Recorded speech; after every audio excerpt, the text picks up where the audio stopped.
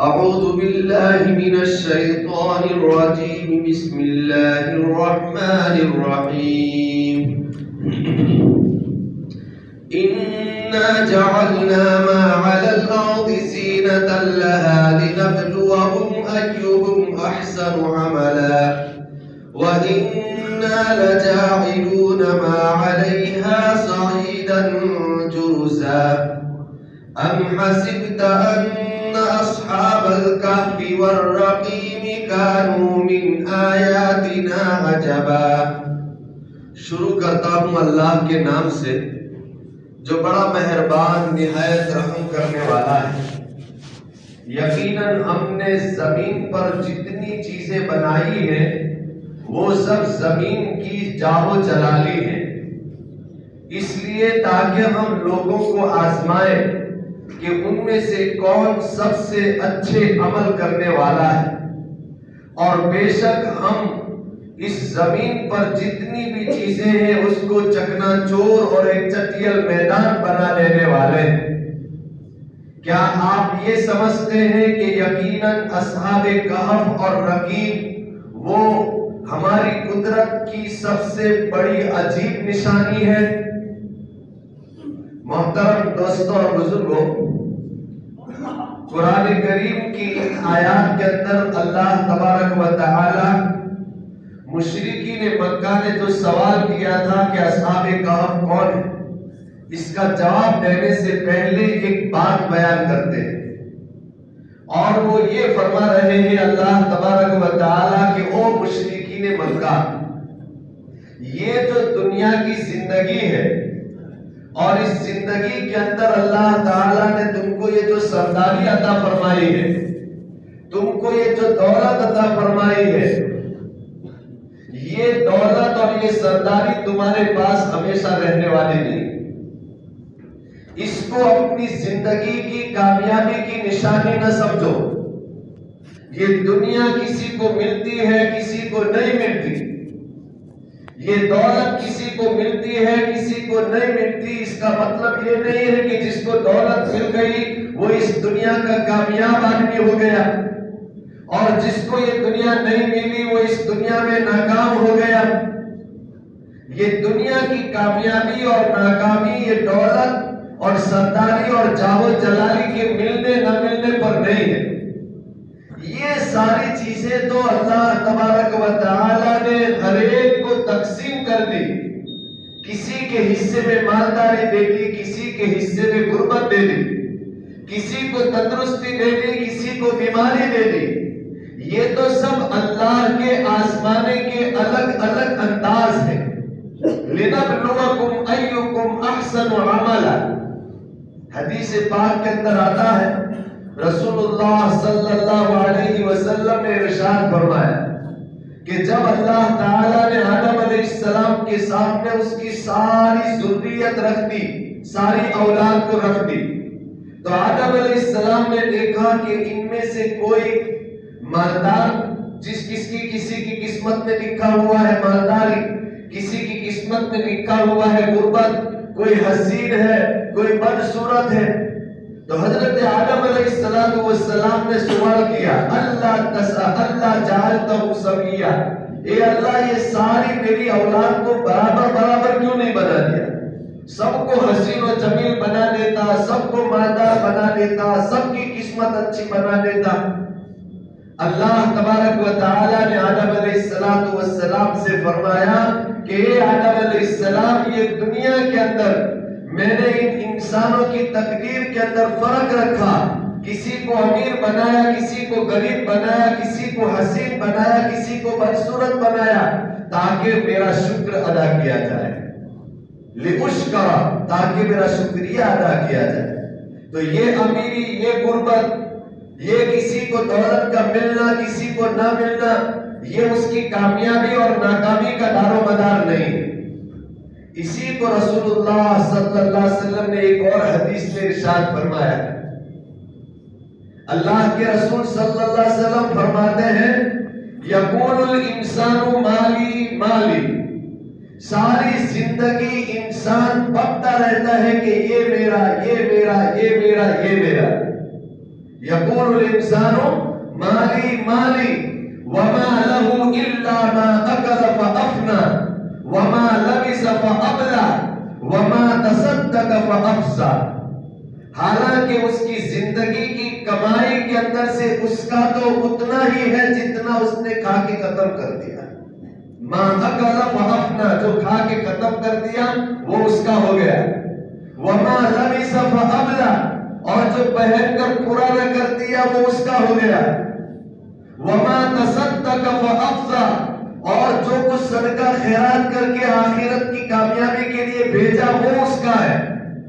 وما بقي فهو لورثته، اور جو کچھ بچا ہوا ہے بینک کے اندر رکھا ہوا ہے، یہ مکان میرے ہیں، یہ بنگلے میرے ہیں، یہ دولت اتنی میرے نام کی ہے، وہ سب صرف بکنے کے لیے اور بولنے کے لیے ہے.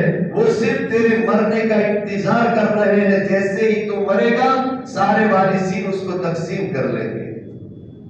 اللہ کے رسول صلی اللہ علیہ وسلم نے بڑے بہترین انداز میں اس بات کو سمجھایا ہے. یقول الانسان مالی مالی، انسان ساری زندگی بکتا رہتا ہے یہ میرا یہ میرا. وما له الا ما اکل فافنى، حالانکہ اس کا تو وہی جو کھا کے ختم کیا. وما لبس فابلى، اس کا تو وہی ہے جو اس نے پہن کے پرانا کیا. وما تصدق فافزع، اس کا تو وہی ہے جو اس نے صدقہ کر کے اس کے ثواب کو آخرت کے لیے جمع کر دیا. وما بقي، اور باقی جو بیلنس اس نے جمع کر کے رکھا ہے فهو لورثته، وہ تو اس کے وارثوں کا ہے، اس کا نہیں ہے. وہ تو صرف اس کا گمان ہے کہ یہ میرا ہے. اسی کو اللہ تعالیٰ نے قرآن کریم کے اندر دوسری جگہ پر فرمایا ہے فَجَمَعَ مَالَهُ وَعَدَّدَهُ، ساری زندگی کما کما کے گنتا رہتا ہے. اتنا بیلنس تھے گی، اتنا مارو تھے گی، یہ میرا اتنا ہو گیا، یہ میرا اتنا بنگلہ ہو گیا.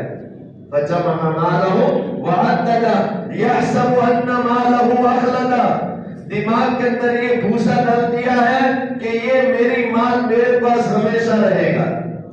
فَجَمَعَ مَالَهُ وَعَدَّدَهُ يَحْسَبُ أَنَّ مَالَهُ أَخْلَدَهُ، کلا بالکل نہیں، یہ تیرا مال چاہے یہاں رہ جائے گا، چاہے تو اس کو سمجھتا رہے میرا ہے، لیکن تو اس کا نہیں رہے گا. حدیث پاک کے اندر آتا ہے کہ ایک مرتبہ حضرت عیسیٰ علیہ السلام اپنے ساتھی کے ساتھ، اپنے شاگرد کے ساتھ کسی جگہ کے اوپر دین کی تبلیغ کے لیے روانہ ہوئے. تھیلی کے اندر 3 روٹیاں رکھی کھانے کے لیے. پھر چلے ایک جگہ کے اوپر پہنچے تو شاگرد کو کہا کہ لاؤ کھانا نکال، ہم کو بھوک لگی ہے ذرا کھا لیں. تو جب روٹی نکالی تو اس میں سے صرف 2 ہی نکلی، تیسری روٹی غائب تھی. حضرت عیسیٰ علیہ السلام نے پوچھا کہ میں نے اپنے ہاتھ سے اس تھیلی کے اندر 3 روٹیاں رکھی تھی، یہ تیسری روٹی گئی کہاں؟ میرے اور تیرے علاوہ تو کوئی تیسرا ہے نہیں، اور میں نے یہ تیسری روٹی لی نہیں، یقیناً تو نے ہی لی. اس نے فوراً قسم کھا کے کہہ دیا اللہ کی قسم میں نے نہیں. عیسیٰ علیہ السلام سمجھ گئے کہ یہ جلدی بات کو ماننے والا نہیں. اللہ تبارک و تعالیٰ نے عیسیٰ علیہ السلام کو بڑے سارے معجزات دیے تھے. اگر کوئی اندھا ہوتا، نابینا ہوتا، اس کی آنکھ پر ہاتھ پھیر دیتے وہ نابینا بھی اچھا ہو جاتا تھا. مردے کے پاس کھڑے ہو کر کہہ دیتے تھے قوم بسم اللہ، تو مردہ بھی کھڑا ہو کر حضرت عیسیٰ علیہ السلام کے ساتھ باتیں کرتا تھا. یہ قرآن کے اندر اللہ نے فرمایا ابرئ الاکمہ والابرص، کوڑی کو اچھا کر دیتے تھے، برص یعنی کوڑ کی بیماری ہو اس کو اچھا کر دیتے. تو اسی طرح حضرت عیسیٰ علیہ السلام نے اللہ کے اس دیے ہوئے معجزات کی برکت سے 3 پتھر لی اور اس 3 پتھر پر ہاتھ پھیرا تو وہ پتھر سونا بن گیا. حضرت عیسیٰ علیہ السلام نے فرمایا کہ یہ 1 پتھر سونے کا میرا، یہ 1 پتھر تیرا، اور یہ جو تیسرا بچا ہے یہ اس کا ہے جس نے روٹی لے لی ہو. تو پھر اسی آدمی نے قسم کھا کے کہا اللہ نے کیسے روٹی میں کھا لی، تو اس کو دے دیا. لیکن عیسیٰ علیہ السلام نے فرمایا کہ یہ جھوٹا آدمی میرے ساتھ رہنے کے لائق نہیں. عیسیٰ علیہ السلام نے فرمایا یہ 3 سونے کے پتھر لے کر تو میرے پاس سے چلا جا. روایت کے اندر آتا ہے کہ یہ آدمی یہ تینوں پتھر کے سونے کی لے کر روانہ ہوا. راستے کے اندر دو ڈاکو ملے. ان دونوں ڈاکوؤں نے اس کے اوپر حملہ کرنے کی کوشش کی تو اس نے کہا میں میرے کو مارو مت, میرے پاس جو کچھ ہے وہ میں تم کو دے دیتا ہوں. اس نے کہا کہ ہاں تو ایک کام کرو یار, تم بھی محتاج ہو میں بھی محتاج ہوں, ایک کام کرو تھوڑا حصہ مجھے بھی دو, اس کو ہم 3 حصوں میں تقسیم کر لیتے. تو وہ دونوں ڈاکو اس کے اوپر راضی ہو گئے کہ چلو 3 حصوں میں تقسیم کر دیں گے. لیکن اس سے پہلے ہم کو بھوک لگی ہے یار, ایک آدمی شہر میں جائے اور تھوڑا کھانا لے کر آئے, پہلے کھانا کھائیں اس کے بعد سونا تقسیم کریں گے آرام سے بیٹھ کر پیٹ بھر کر. تو ایک آدمی کو کھانا کھانے لینے کے لیے بھیجا. اب یہ راستے کے اندر سوچ رہا ہے کہ میں کوئی ان دونوں کا غلام ہوں کہ ان کے لیے کھانا لینے کے لیے جاؤں اور پھر ان کو کھانا کھلاؤں اور پھر سونا تو سب لیں گے. میں ایک آئیڈیا کرتا ہوں کہ ان کے کھانے کے اندر زہر ملا دیتا ہوں تاکہ وہ دونوں مر جائیں اور یہ سونا میرے اکیلے کا ہو جائے. بس اسی فکر کے اندر اس نے وہاں پر جو کھانا خریدا اس میں زہر ملا دیا. ادھر یہ دونوں بیٹھ کر یہ ایک اپنا پلان بنا رہے ہیں کہ یہ سونا 3 آدمیوں کے درمیان تقسیم کرنے کے بجائے ہم 2 ہی تقسیم کر لیں اور وہ جو کھانا لینے کے لیے گیا ہے اس کو ہم مار ڈالیں تو 3 کے بجائے 2 حصے ہو تو ہم کو زیادہ ملے گا. انہوں نے کہا کیسے؟ کہا کہ وہ آئے اسی وقت ہم دونوں اس پر حملہ کر دیں گے. جیسے ہی وہ کھانا لے کر آیا ان دونوں نے اس پر حملہ کر دیا, اس کو مار دیا. اب وہ یہ سمجھے کہ یہ اب سونا ہم دو کا ہے. اس کے بعد یہ کھانا دونوں نے بیٹھ کر کھایا, وہ دونوں بھی مر گئے کیونکہ پہلے سے زہر ملا ہوا. اب سونا وہی کا وہی پڑا ہوا ہے اور تینوں آدمی کی لاشیں پڑی ہوئی ہے. کچھ مدت کے بعد حضرت عیسیٰ علیہ السلام وہیں کے پاس سے گزر ہوا اور 3 لاشیں پڑی ہوئی اور سونا پڑا ہوا ہے. حضرت عیسیٰ علیہ السلام نے فرمایا کم وقت دنیا کا یہی حال ہے, اس نے کبھی کسی کے ساتھ وفاداری نہیں کی. بیچارہ ہر انسان کہتا ہے یہ میرا ہے میرا ہے, اس کا لڈو بن جاتا ہے, پھر دنیا وہی رہ جاتی ہے اور اس کو مار دیتی ہے. رسول اللہ صلی اللہ علیہ وسلم نے یہی فرمایا یقول الانسان مالی مالی. انسان ساری زندگی پھرتا رہتا ہے, کہتا رہتا ہے میرا مال میرا مال. وما له الا ما اكل فافنى وما لبس فابلى وما تصدق فافزع وما بقي فهو لورثته. جو بچا ہوا ہے وہ تیرا نہیں ہے, وہ تو تیرے وارثوں کا ہے. ہر وقت دعا کرتے ہیں کہ نوح کیا بھرے اپنے میں اچھے. اللہ تبارک و تعالیٰ اس حقیقت کو سمجھنے کی ہمیں توفیق عطا فرمائے. اللہ تعالیٰ یہی بات اس آیت میں ارشاد فرماتا ہے کہ یہ جو دنیا کی چاہو جلالی ہے یہ دیکھنے کے اعتبار سے بڑی خوبصورت, لیکن یہ انسان یہ تیری اصلی زندگی نہیں ہے. اللہ نے تجھے یہ دنیا بنانے کے لیے نہیں بھیجا, یہ دنیا سے گزرنے کے لیے تیرے کو بھیجا. یہی ہماری سب سے بڑی کمزوری ہے. اللہ کے رسول صلی اللہ علیہ وسلم فرماتے ہیں الدنیا حلوۃ خضرۃ. دنیا بڑی میٹھی اور سرسبز ساداب لگتی ہے کہ اس کو دیکھ کر انسان کا من للچاتا ہے کہ یہ لے لوں, یہ بھی کما لوں, یہ بھی حاصل کر لوں. حالانکہ یہ دنیا تیری اصلی زندگی نہیں ہے. اصلی زندگی تو آخرت کی ہے, مرنے کے بعد کی. اور یہی ایک مسلمان اور کافر کے درمیان کی سوچ کی فرق. کافر یوں سوچتا ہے کہ وما لنا الا هذه الحیات الدنیا نموت فیہا ونحیا.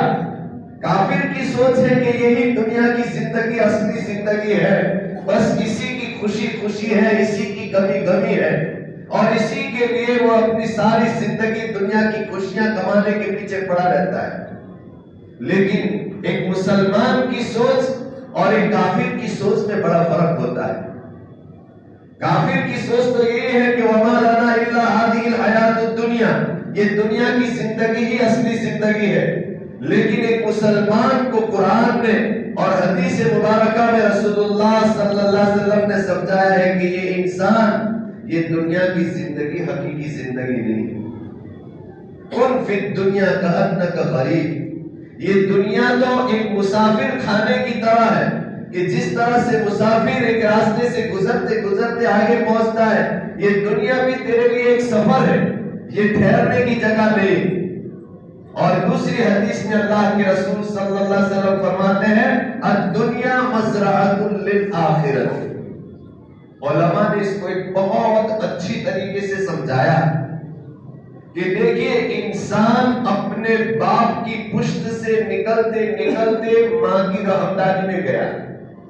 اب یہ ماں کی رحمداری میں بنتا ہے، اس کی شکل بنتی ہے، اس کی صورت بنتی ہے، اس کا جسم بنتا ہے، اس کی آنکھ، ناک، کان۔ یہ ماں کا پیٹ انسان کے بدن کے بننے کی جگہ ہے۔ اس کے اندر اس کی پوری باڈی بنتی ہے۔ اگر اس ماں کے پیٹ کے اندر اس کی باڈی کے بننے میں ذرہ برابر بھی کمی رہ گئی اور اسی کمی کے ساتھ اگر وہ دنیا میں آ گیا تو پھر دنیا کی کوئی طاقت اس ماں کے پیٹ کے اندر بننے میں جو کمی رہ گئی اس کمی کو پورا نہیں کر سکتی۔ اگر ماں کے پیٹ کے اندر اس کی آنکھیں نہیں بنی تو اب دنیا والے اس کو آنکھ نہیں دے سکتے۔ ماں کے پیٹ کے اندر اگر اس کا کان نہیں بنا، دنیا میں آنے کے بعد دنیا کی کوئی طاقت اس کو کان کی دولت نہیں دے سکتی۔ اگر اس کا کوئی عضو کمزور بن گیا تو بس یہ تو ماں کا پیٹ ٹھیک بیماری چاہیے۔ تو ماں کا پیٹ جو ہے وہ انسان کے بدن کے بننے کی جگہ ہے۔ اس میں اگر کوئی بھی کمی رہ گئی تو دنیا میں آنے کے بعد اس کمی کو پورا کرنے کا کوئی چانس نہیں۔ اسی طریقے سے یہ جو دنیا ہے وہ آخرت میں جانے سے پہلے ہماری روح کے بننے کی جگہ ہے۔ اس دنیا کے اندر ہمیں اپنے روح کو بنانا ہے، ہمیں اپنی آخرت کو بنانا ہے۔ اگر اس دنیا کے اندر رہ کر ہم نے آخرت کی فکر نہیں کی تو آخرت میں جانے کے بعد انسان کہے گا کہ اللہ لو ان لنا کرۃ، ایک چانس دنیا میں جانے کا ایک دے دے تاکہ نتبع الرسول، اب دوبارہ دنیا میں جانے کے بعد ہم تیری مکمل فرما برداری کر کے آئیں گے۔ اللہ فرمائے گا کلا، ماں کے پیٹ سے دنیا میں آ جانے کے بعد دوبارہ ماں کے پیٹ میں جانا یہ ناممکن۔ اسی طرح مرنے کے بعد آخرت میں پہنچ جانے کے بعد پھر دنیا میں واپس آنا اور نیک عمل کرنے کا موقع ملنا یہ بھی اتنا ہی امپاسبل ہے۔ لو ان لنا کرۃ فنتبع الرسل، آخرت میں پہنچنے کے بعد انسان تمنا کرے گا کہ ایک چانس اللہ مجھے دے دے، دوبارہ دنیا میں جاؤں اور بڑا نیک بن کر آؤں گا۔ اللہ دوبارہ چانس نہیں دے گا۔ اسی کو اللہ تعالیٰ فرماتا ہے الدنیا مزرعۃ للآخرۃ، یہ دنیا کی زندگی دنیا بنانے کے لیے نہیں ہے۔ یاد رکھیے دنیا کے اندر جس آدمی کے مقدر میں دنیاوی اعتبار سے جس طریقے سے رہنا مقدر ہے وہ اسی طریقے سے رہے گا۔ جس کے نصیب میں مالداری ہے وہ مالداری کے طریقے سے، غریبی ہے غریبی کے طریقے سے، بیماری ہے بیماری کے طریقے سے۔ یہی تو ہمارا ایمان ہے۔ حدیث پاک کے اندر اللہ کے رسول صلی اللہ علیہ وسلم فرماتے ہیں کہ ایک مومن کا ایمان یہ ہے کہ اگر ساری دنیا مل کر مجھے کچھ نفع پہنچانا چاہے لیکن میرے اللہ نے میری تقدیر میں وہ نفع نہیں لکھا ہے تو ساری دنیا مل کر میرے کو کوئی نفع نہیں پہنچا سکتی۔ اور اگر ساری دنیا مل کر مجھے کوئی نقصان پہنچانا چاہے لیکن میرے اللہ نے میرے مقدر میں وہ نقصان نہیں لکھا ہے تو پوری دنیا مل کر بھی میرا بال نہیں توڑ سکتے۔ یہ ایک ایمان والے کا عقیدہ ہونا چاہیے۔ اور اللہ تعالیٰ قرآن کریم کے اندر یہی فرماتے ہیں کہ اے مسلمانوں، یہ دنیا کی زندگی کو اپنی اصلی زندگی مت سمجھو، یہ دنیا کی راحت کو اصلی راحت مت سمجھو، یہ دنیا کی تکلیف کو اصلی تکلیف مت سمجھو۔ یہاں کی راحت بھی فنا ہونے والی، یہاں کی تکلیف بھی ختم ہونے والی، یہاں کی غربت بھی ختم ہونے والی، یہاں کی مالداری بھی ختم ہونے والی۔ امیر کی مالداری ہمیشہ نہیں رہنے والی، غریب کی غربت بھی ہمیشہ نہیں رہنے والی، مر گیا ختم ہو گئی غربت۔ حدیث پاک کے اندر آتا ہے رسول اللہ صلی اللہ علیہ وسلم نے ارشاد فرمایا، بڑی غور سے سننے والی یہ حدیث مبارکہ۔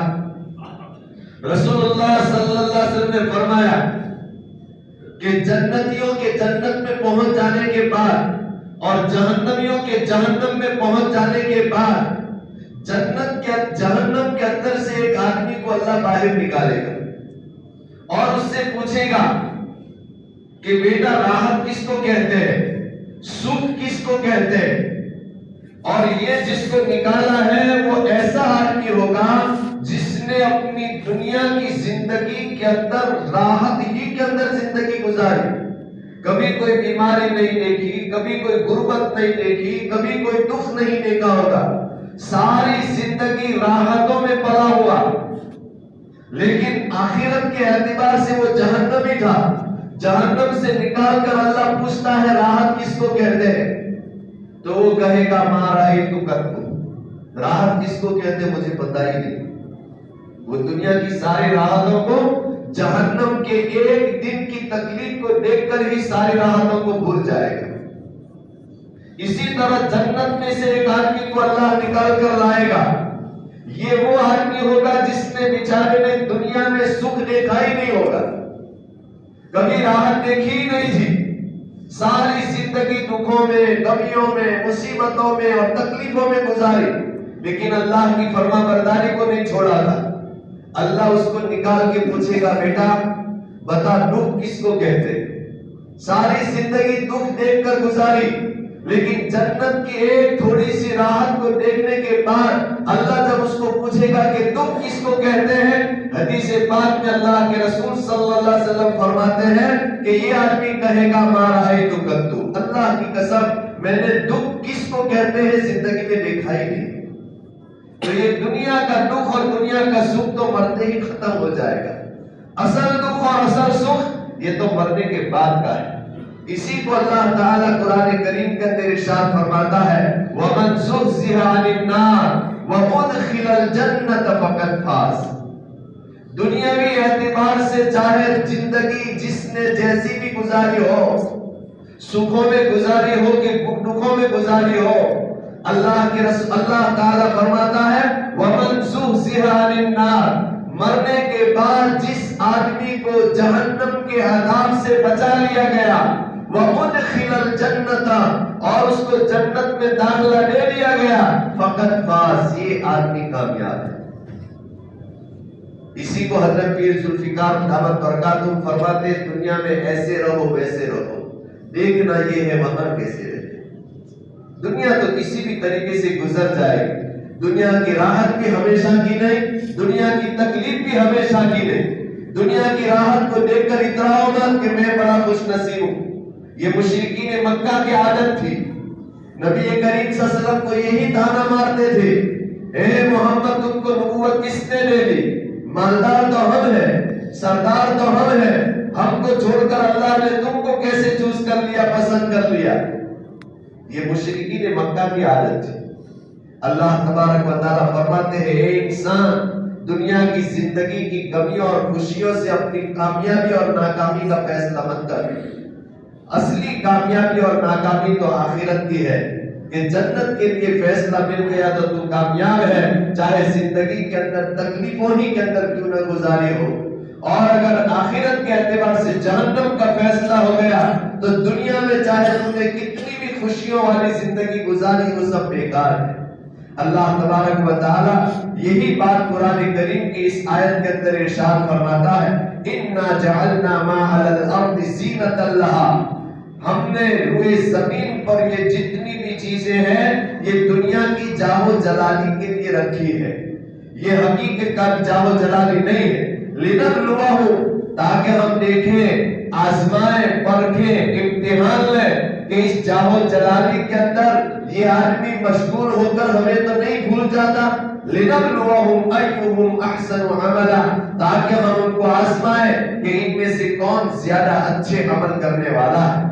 اور آگے اللہ تعالیٰ فرماتا ہے وَإِنَّا لَجَاعِلُونَ مَا عَلَيْهَا صَعِيدًا جُرُزًا، اور یہ دنیا کی جتنی بھی دولت ہے، جتنی بھی اللہ تعالیٰ کی طرف سے دی ہوئی نعمتیں ہیں وہ ایک نہ ایک دن سب ختم ہو جائے گی۔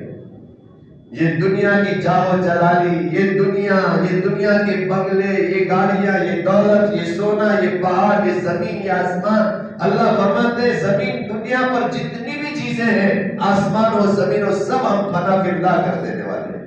تو جب یہ دنیا ہی نہیں رہے گی تو بھی کہاں سے رہنے والا ہے؟ اس کے بعد اللہ تبارک و تعالیٰ مشرکین مکہ نے جو سوال کیا تھا اس کا جواب دیتے ہیں۔ سب سے پہلے تو اللہ تعالیٰ فرماتے ہیں کہ اس واقعے کے اندر جو 7 یا 8 نوجوان جو بھی تھے، اللہ تعالیٰ نے ان کو 300 سال تک سلائے رکھا، سوتے رہے 300 سال تک۔ 300 سال کے بعد ان کو اٹھایا۔ اب 300 سال نہ انہوں نے کھایا نہ پیا، لیکن پھر بھی وہ زندہ رہے۔ یہ اللہ تعالیٰ کی بہت بڑی قدرت کی نشانی ہے۔ لیکن اللہ فرماتا ہے کہ ایک انسان یہ جو 300 سال تک یہ لوگ زندہ رہے اور سوتے رہے، یہ اللہ کی قدرت کی سب سے بڑی نشانی نہیں ہے، یہ تو ایک نشانی ہے۔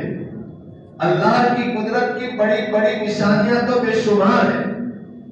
جیسے کہ گزشتہ کل ہم نے سنا حضرت عزیر علیہ السلام کا واقعہ کہ ایک مردے کو دیکھ کر کہہ رہے تھے کہ انا یحیی ھذہ اللہ، اللہ تعالیٰ اس مردے کو زندہ کیسے کرے گا؟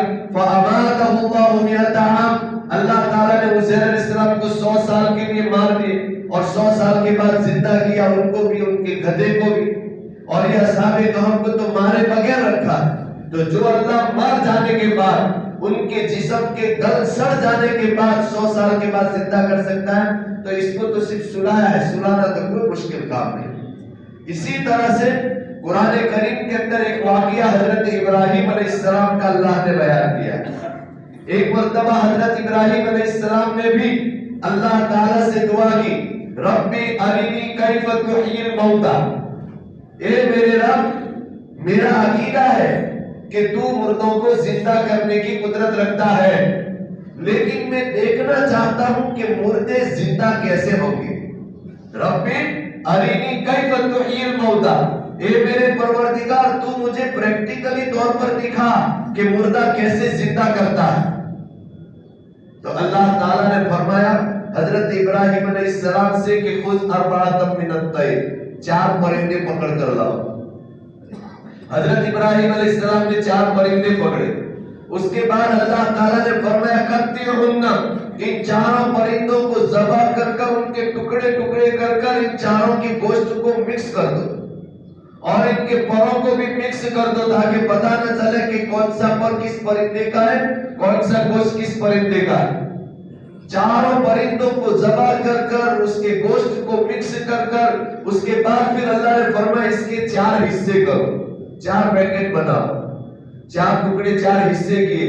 اس کے بعد اللہ تعالیٰ نے فرمایا کہ ہر حصے کے اندر 4 جانوروں کے کچھ نہ کچھ حصے ہیں، اب اس کو 4 پہاڑوں کی چوٹی کے اوپر رکھو۔ یہ اللہ تعالیٰ نے فرمایا۔ حضرت ابراہیم علیہ السلام نے یہ 4 پوٹلیوں کو اور 4 حصوں کو پہاڑ کی 4 چوٹیوں کے اوپر رکھا۔ اس کے بعد اللہ تعالیٰ نے ابراہیم علیہ السلام سے فرمایا ثم ادعوهن، جس طرح سے پرندہ اڑ رہا ہو اور تم پالتو پرندہ ہو تو اس کو بلاتے ہیں یوں کر کے، یا کوئی بھی اندازے سے پرندے کو بلاتے ہیں، اللہ تعالیٰ نے فرمایا ثم ادعوهن، ان پرندوں کو بلاؤ، یاتینک سعیا، بس تم بلاؤ گے وہ سارے پرندوں کا سارا گوشت اور سارا بدن جمع ہو کر زندہ ہو کر اڑتا ہوا ہو کر تمہارے ہاتھ میں آ کر وہ پرندے بیٹھ جائیں گے۔ یاتینک سعیا، حضرت ابراہیم علیہ السلام نے ایسا کیا، پرندوں کو بلایا، وہ سارے پہاڑوں کے حصوں کے اندر سے جس کا جو گوشت تھا وہ ہر ایک اپنے اپنے طور پر آنن فانن جمع ہو گیا، وہ پرندے زندہ ہو گئے اور ابراہیم علیہ السلام کے ہاتھ کے اوپر 4 پرندے آ کر بیٹھ گئے۔ یہ کوئی بناوٹی قصہ نہیں ہے، قرآن کریم کے اندر اس قصے کو اللہ نے بیان کیا ہے۔ یہ اللہ کی قدرت ہے۔ اسی کو اللہ تعالیٰ فرماتے ہیں کہ یہ جو 300 سال ان لوگوں کو سلایا اور 300 سال کے بعد وہ زندہ ہوئے، وہ بیدار ہوئے اور بغیر کھائے ہوئے بغیر پیے ہوئے یہ زندہ رہے، یہ اللہ کی قدرت کی نشانی ضرور ہے، لیکن یہی قدرت کی نشانی نہیں ہے، اس کے علاوہ بھی اللہ کی بڑی بڑی قدرت کی نشانیاں ہیں، جیسے کہ یہ حضرت ابراہیم علیہ السلام کا واقعہ، حضرت عزیر علیہ السلام کا واقعہ، اور حدیث پاک کے اندر اللہ کے رسول صلی اللہ علیہ وسلم نے ہم تمام کی دوبارہ جو تخلیق ہوگی، اللہ تعالی ہم سب کو دوبارہ جو پیدا کرے گا، اس کا واقعہ بھی بڑی تفصیل کے ساتھ بیان کیا ہے۔ حدیث پاک کے اندر آتا ہے رسول اللہ صلی اللہ علیہ وسلم نے ارشاد فرمایا کہ جب انسان مر جاتا ہے تو اس کا بدن قبر کے اندر ہو یا جہاں کہیں بھی جس مذہب کے اعتبار سے اس کو جیسا بھی کیا گیا ہو، اس کا بدن گل جاتا ہے، سڑ جاتا ہے، ختم ہو جاتا ہے۔ ہاں، انبیاء علیہ السلام کا بدن گلتا نہیں، سڑتا نہیں۔ اللہ تعالیٰ کی یہ قدرت ہے کہ انبیاء علیہ السلام کا بدن قبروں کے اندر محفوظ رہتا ہے، اور نیک بندوں کے اندر سے اللہ تعالیٰ جن کے بدن کو محفوظ رکھنا چاہتا ہے ان کی لاشیں بھی ماشاءاللہ 100 سالوں تک اور کئی مدت تک ہم دیکھتے ہیں۔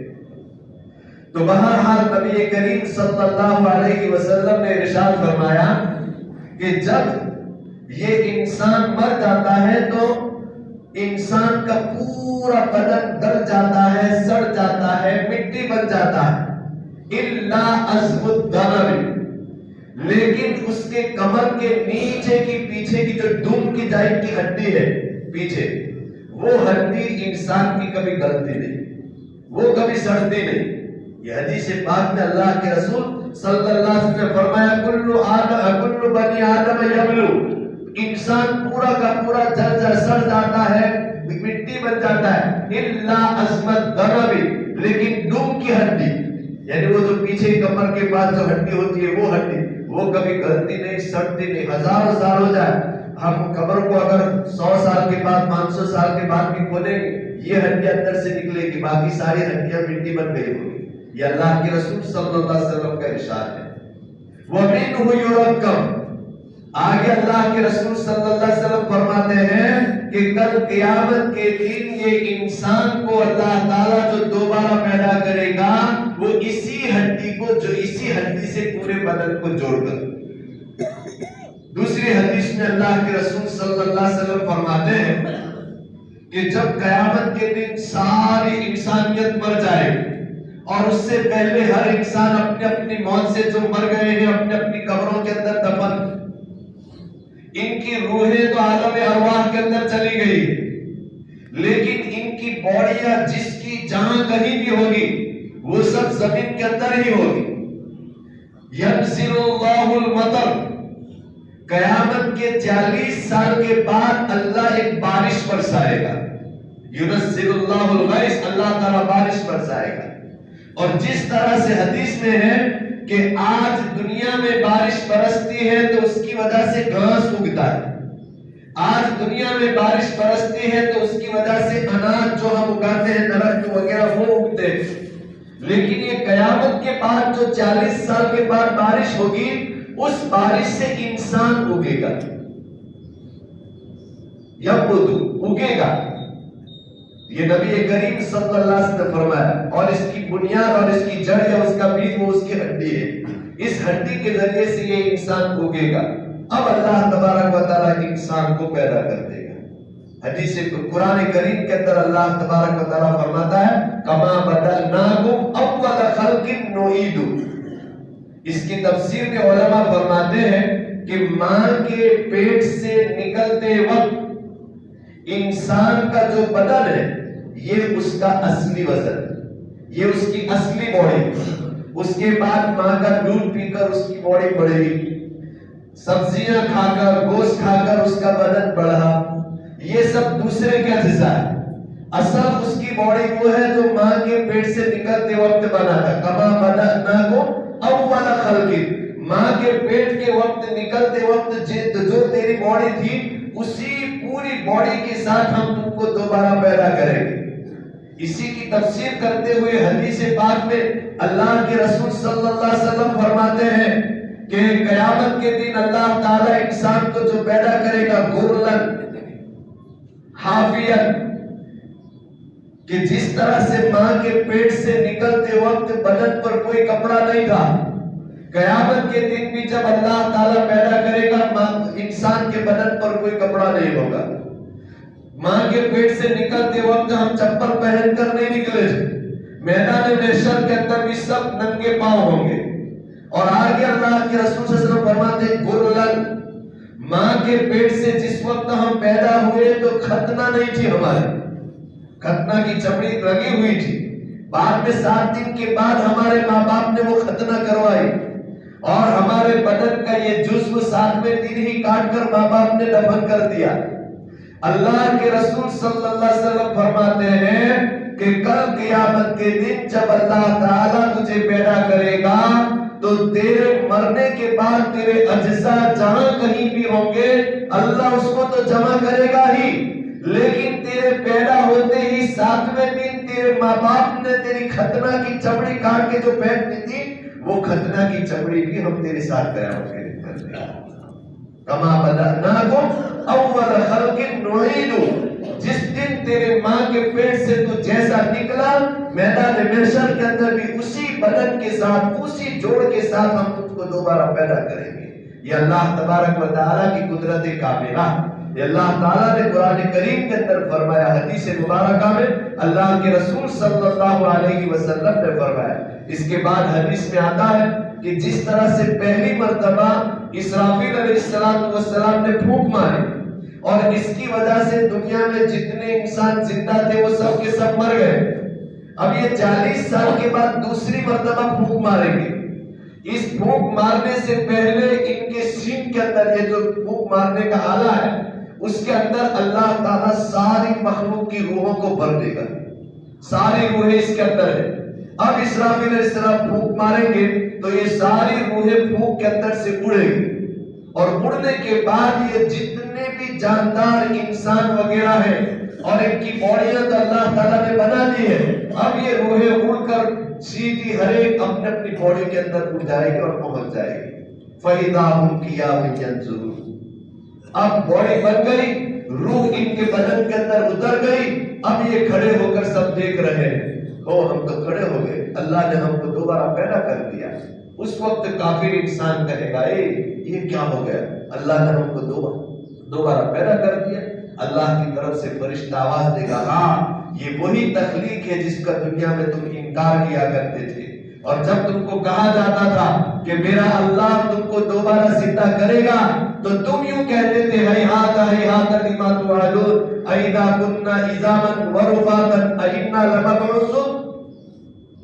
یعنی یہ مشرکین، ان کو جب کہا جاتا ہے کہ مسلمانوں کا یہ عقیدہ کہ مرنے کے بعد دوبارہ زندہ ہونا، تو وہ لوگ یہ کہتے ہیں کہ ہم مر گئے، مٹی ہو گئے، ہمارا بدن گل گیا، سڑ گیا، اب کیسے دوبارہ زندہ ہو سکتے ہیں؟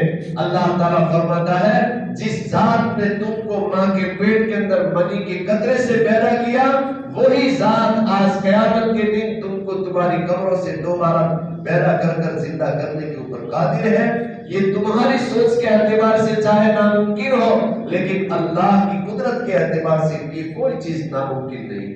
اللہ تعالیٰ اس آیت میں یہی فرماتا ہے کہ اے انسان، یہ دنیا کی جاہ و جلالی ہمیشہ رہنے والی نہیں، یہ فنا ہونے والی، ختم ہونے والی ہے، لیکن تو ختم ہونے والا نہیں۔ تیرے کو تو ایک جگہ سے منتقل ہو کر، ماں کے پیٹ سے منتقل ہو کر دنیا میں آیا، دنیا سے منتقل ہو کر قبر میں جانا ہے، پھر قبر سے منتقل ہو کر میدان محشر میں جانا ہے، پھر میدان محشر کے اندر حساب ہوگا، اما الی الجنت و اما الی النار، یا تو پھر جنت کی طرف جائے گا یا جہنم کی طرف جائے گا۔ پھر جدھر گیا وہاں ہمیشہ ہمیشہ رہنا، اگر جنت میں گیا تو جنت میں ہمیشہ ہمیشہ، اور کفر کی وجہ سے اگر جہنم میں گیا ہے تو جہنم میں پھر تیرے کو ہمیشہ ہمیشہ رہنے والا۔ یہ دنیا کی زندگی حقیقی زندگی نہیں، حقیقی زندگی تو آخرت کی ہے، یا تو جنت والی زندگی ہے یا جہنم والی زندگی ہے۔ اگر دنیا کے اندر ہم نے اپنے آپ کو جنت والی زندگی کے لیے اعمال بنانے کی کوشش نہیں کی تو ہماری یہ دنیا بھی بگڑ جائے گی اور آخرت بھی بگڑ جائے گی۔ اللہ تبارک و تعالی ہمیں ان باتوں کی حقیقت سمجھ کر اپنی زندگی کی حقیقت سمجھنے کی اللہ توفیق عطا فرمائے۔ یہ آج کا سب سے بڑا فتنہ ہمارے دماغ کے اندر یہ ہے، چاہے مسلمان ہو چاہے غیر مسلم ہو، بس ہر ایک دنیا کے پیچھے ہم سب ایسے دوڑ رہے ہیں کہ بس یہی سمجھتے ہیں کہ یہی سب زندگی ہے، یہی اصلی زندگی ہے، یہی ہمارے پیدا ہونے کا مقصد ہے۔ حالانکہ اللہ تعالیٰ قرآن کریم کے اندر، اور ہم دنیا اپنی آنکھوں سے بھی دیکھتے ہیں لیکن آنکھ آڑے کان کر لیتے ہیں کہ یہ دنیا کی زندگی اصلی زندگی نہیں۔ کوئی کتنی بھی راحتوں کے ساتھ زندگی گزار لے، کتنی بھی دولت کے ساتھ مر جائے، لیکن قبر کے اندر اس کی دولت میں سے کچھ نہیں آتا ہے۔ اسی کو اللہ کے رسول صلی اللہ علیہ وسلم فرماتے ہیں کہ انسان مر جاتا ہے اور اس کی ساری چیزیں اسی کے ساتھ پیچھے رہ جاتی ہیں، لیکن اس کے نیک اعمال یا گناہ یہ اس کے ساتھ رہتے ہیں۔ تو مر جائے گا لیکن کرامن کاتبین نے تیری زندگی کے سارے کرتوت جو لکھے ہوئے ہیں نیکیوں کی اور بدکاریوں، وہ تو تیرے پاس رہیں گے۔ اب ہر ایک انسان کو یہ دیکھنا ہے، اسی کو اللہ فرماتا ہے لِنَبْلُوَهُمْ أَيُّهُمْ أَحْسَنُ عَمَلًا، اے انسان دنیا ہم نے تیرے کو کمانے کے لیے نہیں بھیجا، دنیا کے اندر ہم نے تیرے کو آخرت بنانے کے لیے بھیجا ہے۔ اسی لیے حضرت عمر رضی اللہ تعالیٰ عنہ کا ارشاد ہے، بڑی اچھی حدیث ارشاد فرماتے ہیں حضرت عمر رضی اللہ تعالیٰ، اِتَّصِبْ كَأَنَّمَا تَعِيشُ أَبَدًا، کماؤ۔ شریعت کے اندر کمانے کی ممانعت نہیں ہے، کماؤ، اتنا کماؤ کہ دنیا دیکھنے والے ایسے سمجھے کہ یار یہ تو ایسا سمجھتا ہے کہ ہمیشہ یہی رہنے والا ہے۔ اِتَّصِبْ كَأَنَّمَا تَعِيشُ أَبَدًا، کماؤ کہ ایسا لگے کہ تم یہیں پر رہنے والے ہو۔ وَعْمَلْ لِلْآخِرَةِ كَأَنَّمَا تَمُوتُ غَدًا، لیکن کمانے کے ساتھ ساتھ آخرت کے نیک اعمال بھی کرتے رہو اور اس کی تیاری ایسے کرو گویا کہ کل تم کو مرنا ہے۔ تو دنیا کمانے کی ممانعت ہے، لیکن دنیا کمانے کے اندر آخرت کو بھلا دینا یہ بڑی خطرناک بھول ہے ہمارے۔ حضرت عمر رضی اللہ تعالیٰ یہی فرماتے ہیں اِتَّصِبْ كَأَنَّمَا تَعِيشُ أَبَدًا وَعْمَلْ لِلْآخِرَةِ كَأَنَّمَا تَمُوتُ غَدًا۔ اور ایک دوسری حدیث میں اللہ کے رسول صلی اللہ علیہ وسلم بڑی زبردست بات ارشاد فرماتے ہیں۔ اللہ کے رسول صلی اللہ علیہ وسلم فرماتے ہیں دنیا میں سب سے بڑا بیوقوف آدمی من یفسد دینہ لدنیا غیرہ، آدمی عام طور پر اللہ تعالیٰ نے ہر ایک کے کھانے پینے کا تو انتظام کر دیتا ہے، لیکن بس میرے بچے کے لیے یہ کر دوں، میری اولاد کا میں یہ کر دوں، میری بیوی کے لیے یہ کر دوں، بس اسی کی وجہ سے وہ لوگوں کے ساتھ خیانت بھی کرتا ہے، لوگوں کے ساتھ چوری چکاٹی بھی کرتا ہے، بددیانتی بھی کرتا ہے۔ اللہ کے رسول صلی اللہ علیہ وسلم فرماتے ہیں سب سے بدترین ہلاک ہونے والا آدمی وہ ہے جو دوسروں کی دنیا بنانے کی فکر میں اپنی آخرت خراب کر دے۔ من افسد دینہ لدنیا غیرہ، اولاد کی دنیا بنانے کے لیے اپنی آخرت خراب کرتے ہیں، بیوی کی دنیا بنانے کے لیے اپنی آخرت خراب کرتے ہیں۔ رسول اللہ صلی اللہ علیہ وسلم فرماتے ہیں من افسد دینہ لدنیا غیرہ، دوسروں کی دنیا بنانے کی فکر میں جو اپنے دین کو برباد کرتا ہے اس سے بڑا بیوقوف کوئی نہیں ہے۔ اسی لیے علماء فرماتے ہیں کہ بعض اوقات آدمی اپنے اہل و عیال کی خوشیوں کے لیے ایسا گناہ کا کام کر لیتا ہے کہ وہ تو مر جاتا ہے لیکن اس کے مرنے کے بعد وہ گناہ کا گناہ اس کے نامہ اعمال میں کنٹینیو جاتا ہے۔ جیسے صدقہ جاریہ کا ثواب مرنے کے بعد ملتا ہے نا، اسی طرح سے صدقہ جاریہ کی طرف گناہ جاریہ بھی ہوتا ہے کہ مر گیا لیکن ابھی گناہ چلتے آ رہے ہیں۔ مثال کے طور پر ہم نے اپنے گھر کے اندر ٹی وی رکھا ہوا ہے، ہم تو فلم دیکھتے ہیں، ہمارے بیوی بچے بھی دیکھتے ہیں، ہم بھی گناہ کرتے ہیں، ہمارے بیوی بچے بھی گناہ کرتے ہیں، اور بڑے شوق سے ہم نے پیسے خرچ کر کے رکھا ہوا ہے، مر گئے لیکن ٹی وی ابھی گھر میں موجود ہے اور روزانہ تیرے بیوی بچے بیٹھ کر دیکھتے ہیں ماشاءاللہ بائے ہارو ٹی وی بھوکی نہیں گئی ویسے مر گیا ہے۔ گناہ کرنے والے گناہ کر رہے ہیں لیکن اس گناہ کے ساتھ ساتھ یہ جتنا گناہ ان کے نامہ اعمال میں جاتا ہے اتنا اس کے باپ کے نامہ اعمال میں جاتا ہے۔ حدیث پاک میں اللہ کے رسول صلی اللہ علیہ وسلم فرماتے ہیں من سن سنتا حسنتا فله اجرہ واجر ما عمل علیہ ومن سن سنتا سیئتا فعلیہ وزرها ووزر من عمل علیہا من غیر ان ينقص من اوزارهم شیئا۔ جو آدمی کوئی نیکی کا کام کرے گا تو اس نیکی کے اوپر جتنے لوگ چلیں گے ان کو جو ثواب ملے گا اس کو ملتا رہے گا، اور اگر کوئی گناہ کا کام کرے گا اور اس کی وجہ سے دوسرے بھی اس گناہ کے اندر ملوث ہوں گے تو ان گناہ کرنے والوں کو جتنے گناہ ملیں گے اتنے گناہ اس کے نامہ اعمال میں آٹومیٹک آتے جائیں گے۔ تو یہ بھی بہت سوچنے کی بات ہے. مرنے سے پہلے یہ ساری باتیں سوچو کہ کہیں کوئی کام ایسا تو نہیں کر جاتا کہ نیکی تو نہیں کی لیکن ایسا گناہ چھوڑ کے جاتا ہوں کہ مرنے کے بعد بھی وہ گناہ تو آتا ہی رہتا ہے, چکر الٹی بیاج جب. اللہ تبارک و تعالیٰ یہ ساری باتیں ہم کو سوچ کر سمجھ کر اسلامک طریقے سے اس مسلمان انداز سے زندگی گزارنے کی توفیق عطا فرمائے. وآخر دعوانا الحمدللہ رب العالمین. اللهم صل على سيدنا ومولانا محمد وعلى آل سيدنا ومولانا محمد وبارك وسلم. الله لا إله إلا هو الحي القيوم وعنت الوجوه للحي القيوم. لا إله إلا أنت سبحانك إنا كنا من الظالمين. لا إله إلا أنت سبحانك إنا كنا من الظالمين. لا إله إلا أنت سبحانك إنا كنا من الظالمين. يا أحد الصمد الذي لم يلد ولم يولد ولم يكن له كفوا أحد. يا أرحم الراحمين ظلمنا أنفسنا وإن لم تغفر لنا وترحمنا لنكونن من الخاسرين. یا اللہ ہمارے گناہوں کو معاف فرما. یا اللہ ہماری خطاؤں کو معاف فرما, جانے سے انجانے سے صغیرہ کبیرہ. یا اللہ سارے گناہوں کو معاف فرما دے. یا اللہ ہمیں ایمان کا جوش اور جذبہ عطا فرما. یا اللہ ایمان کی محبت عطا فرما, اسلام کی محبت عطا فرما.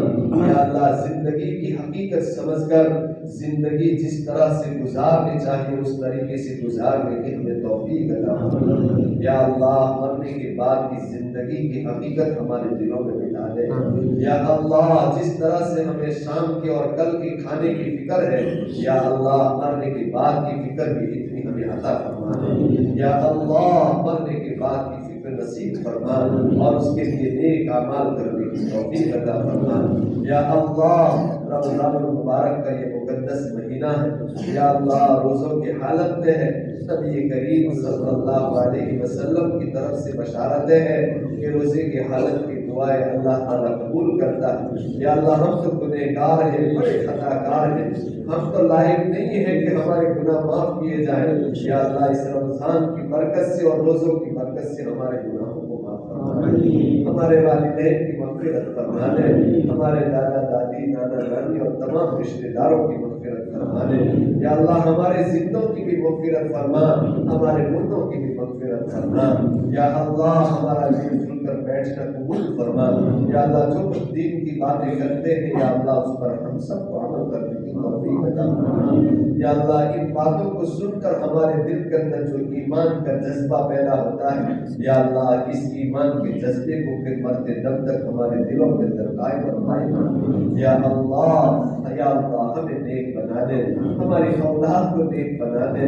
یا اللہ ہمارے گھروں کے اندر چین اور سکون اور دین کا ماحول عطا فرما. یا اللہ ہمیں چین سکون اور اطمینان عطا فرما. یا اللہ تیرا ذکر کرنے کی توفیق عطا فرما.